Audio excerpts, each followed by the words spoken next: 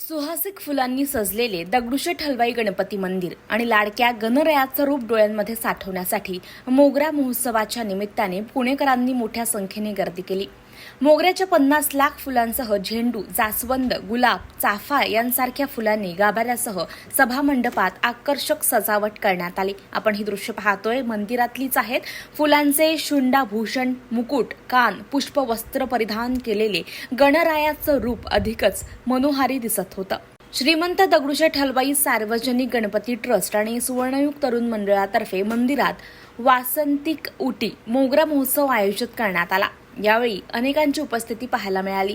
2 दिवसांपासून पुष्प सजावटीची तयारी तब्बल 250 महिला आणि 100 पुरुष कारागीर करत होते.